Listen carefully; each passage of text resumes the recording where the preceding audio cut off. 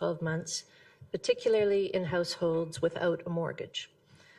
For example, the share of these households that are behind on credit card or auto loan payments has continued to go up. Among households with a mortgage, about 60% are facing renewal this year or next. Most of those renewing will see their payments rise because they took out their mortgage during the pandemic when rates were at historic lows. But the average increase in payment will be smaller than we expected a year ago. Still, if a large shock causes job losses, it'll be harder for some households to keep up with their debt payments. A prolonged trade war may be that shock. It would cause demand for Canadian exports to fall. It would disrupt supply chains, threatening jobs and incomes.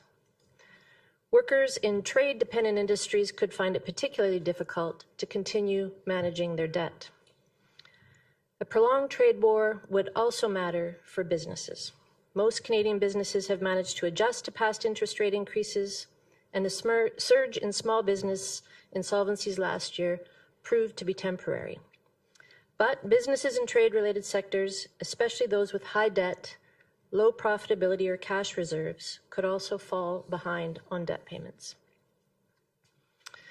But if credit losses occur on a large enough scale, banks could cut back on lending in response. Struggling households and businesses would then have less access to credit to get through tough times. This cycle could exacerbate the economic downturn.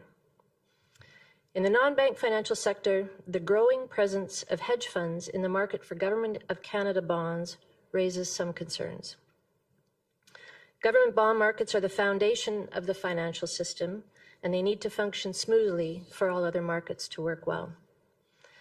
The increased activity by hedge funds has helped absorb increased issuance of government debt, keeping yields lower and liquidity higher. But hedge funds have also taken on increasingly large amounts of leverage to fund their purchase of government bonds. And this makes them more likely to pull back from these crucial markets in periods of stress, introducing added volatility.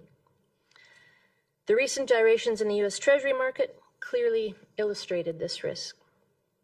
If the trade war causes a larger spike in volatility than we've seen so far, leveraged hedge funds might rush to sell their holdings. That could strain liquidity across core markets, increasing stress throughout the financial system.